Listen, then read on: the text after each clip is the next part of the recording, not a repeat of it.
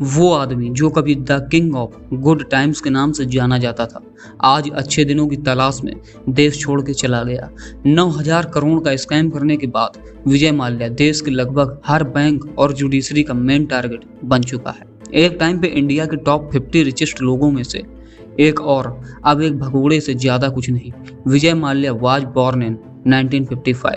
उनके फादर विट्ठल माल्या एक Indian entrepreneur थे जो 23 साल की उम्र में यूनाइटेड ब्रेवराइज ग्रुप के डायरेक्टर बन गए थे। अपने पिता के सडन डैमेज के बाद विजय माल्या यूवी ग्रुप का चेयरमैन बना।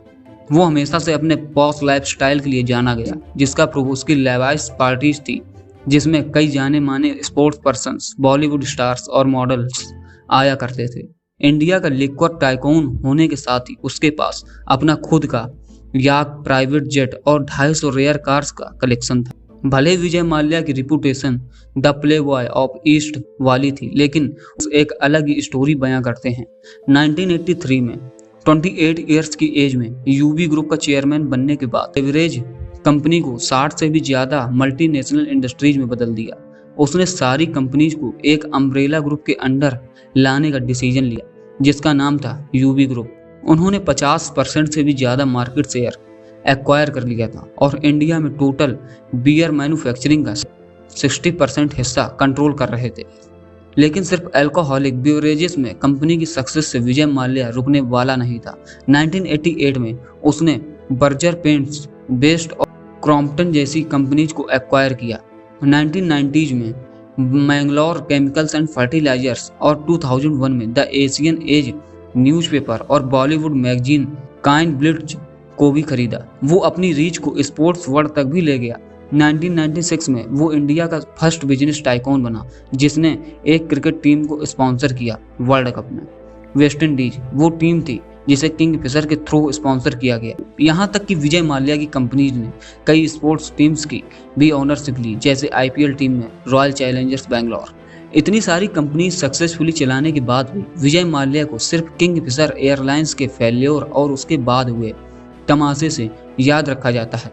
किंग फिशर एयरलाइंस से विजय माल्या का मेन विजन था एक वर्ल्ड क्लास एयरलाइंस इंट्रोड्यूस करना इंडिया में। उसने लॉन्च से पहले अपनी कोर टीम से ये कहा था कि हम ट्रांसपोर्टेशन बिजनेस नहीं, हॉस्पिटैलिटी बिजनेस करने जा रहे हैं। 2005 में लॉन्च के बाद Kingfisher airlines 5 star air travel experience बन गया लोगों के लिए। ये पॉसिबल हुआ newly appointed planes, pretty attendants, अच्छा खाना और इन फ्लाइट एंटरटेनमेंट की वजह से। सबसे इम्पोर्टेंट बात यह थी कि इस डोमेस्टिक एयरलाइन में फर्स्ट क्लास भी था। और तो और डोमेस्टिक एयरलाइंस को इंडिया में लिक्वर सर्व करने की परमिशन नहीं थी, लेकिन किंग फिशर में फर्स्ट क्लास पैसेंजर्स को फ्री लिक्वर प्रोवाइड किया जाता था।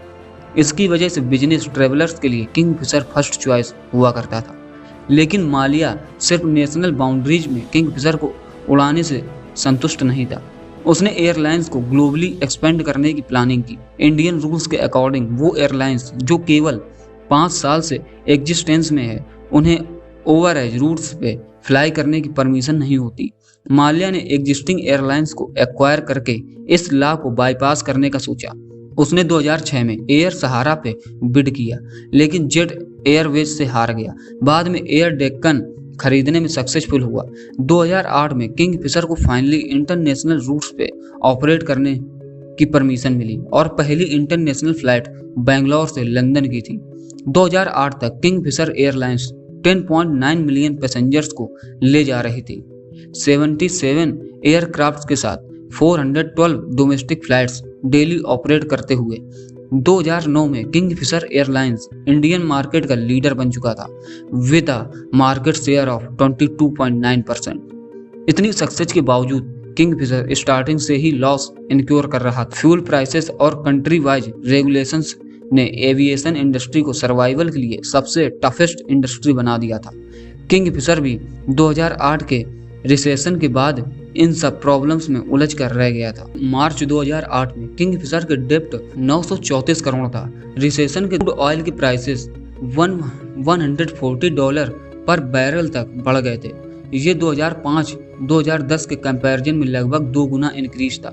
इंडियन एयरलाइंस को गवर्नमेंट के थ्रू इम्पोज किया गया टैक्सेस और लेवीज की वजह से काफी भारी नुकसान हुआ। 2008 के एंड तक किंगफिशर के डेप्ट अमाउंट 665 करोड़ से इंक्रीज हो गया था और 2010 के बाद एयरलाइन मार्केट शेयर कैप्चर करने में असफल रही। साल 2011 में एयरलाइन ने पहली बार कैश फ्लो इश्यूज डिक्लेयर किए। लॉस इंक्यूरिंग बिजनेस को कंटिन्यू रखने के लिए माल्या ने डिस्परेट होकर बैंक से लगातार लोन्स लिए। बैंकर्स ऑप्टिमिस्टिक थे क्योंकि माल्या खुद एयरलाइंस की सिचुएशन को बदलने के लिए होपफुल था। वो अलग बात है कि पूरी एविएशन इंडस्ट्री अंधेरे में डूबी हुई थी। किंगफिशर से जुड़े डेप्ट की अमाउंट 7,000 करोड़ थी, जो कि 17 अलग अलग बैंक से ली गई थी। इनमें से ज्यादातर बैंक पब्लिक सेक्टर बैंक थे। बैंक ऑफ इंडिया ने office stationery, boarding pass, printers और फोल्डिंग चेयर्स को कोलेटरल रख के माल्या को 300 करोड़ का लोन दिया। बैंक्स का ऐसा करंट एसेट्स पे लोन प्रोवाइड करने के डिसीजन ने बैंकर्स की क्रेडिबिलिटी को क्वेश्चनेबल बनाया। एसबीआई ने किंगफिशर के ट्रेडमार्क और गुडविल को कोलेटरल रख के 1600 करोड़ का लोन दिया था। इन ट्रेडमार्क्स की वैल्यू 4000 करोड़ से ज्यादा थी 2009 में, लेकिन बाद में सिर्फ 6 करोड़ ही रह गई था। बैंकिंग इंडस्ट्री में पैनिक बढ़ाने लगा, स्पेशली स्टेट रन बैंक्स में, क्योंकि उन्हें अपने शेयर होल्डर्स को जवाब देने कि क्यों माल्या को 2010 में और लोन दिया गया एंड किंगफिशर के डेप्ट को इक्विटी में चेंज किया गया at a huge premium. Finally 2012 में एसबीआई और बाकी बैंक्स ने किंगफिशर एयरलाइंस को एनपीए डिक्लेयर कर दिया। किंगफिशर के लोन्स का मेजॉरिटी बर्डन गवर्नमेंट बैंक्स पर था। इन सभी बैंक में से आईसीआईसीआई बैंक सबसे स्मार्ट निकला, जिसने मिड 2012 में कोलकाता की श्रेय इंफ्रास्ट्रक्चर फाइनेंस एलटीडी को अपना पूरा 430 करोड़ का लोन एक्सपोजर बेचने में कामयाब रहा। इस पूरी कहानी में सरकारी बैंक असली बकरा बना। किंगफिशर अपने एम्प्लॉयज को 15 मंथ्स की सैलरी नहीं दे पाया था। इस वजह से सारे पायलट्स बेटर अपॉर्चुनिटीज के लिए किंगफिशर छोड़ के चले गए। फाइनली 2012 में ग्राउंडिंग और लाइसेंस कैंसिलेशन से किंगफिशर एयरलाइंस की जर्नी फुल स्टॉप लगा। ऐसा माना जाता है कि माल्या ने इन लोन्स से अपने पर्सनल एजेंडाज आगे बढ़ाए। इन एलिगेशंस का दावा है कि सेल कंपनीज की हेल्प से इन लोन्स की ओवरसीज टैक्स हेवंस में लॉन्ड्रिंग की जाती थी। माल्या ने रिसीव्ड लोन्स को सेल कंपनीज में ट्रांसफर किया, जहां ऑलरेडी डमी डायरेक्टर्स रखे गए थे इस काम के लिए। ये कंपनीज ना तो एक्टिव थी, ना ही इनका कोई इंडिपेंडेंट सोर्स ऑफ इनकम था। यहाँ रखे गए डायरेक्टर्स माल्या के कमांड पर काम करते थे।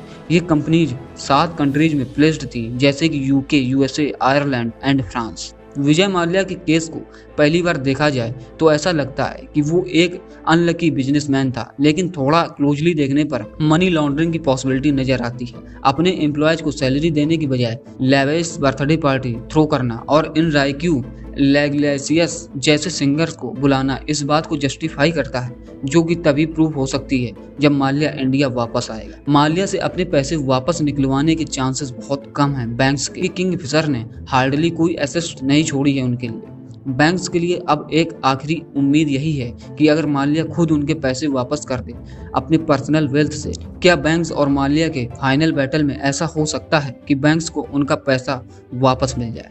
चांस कम है।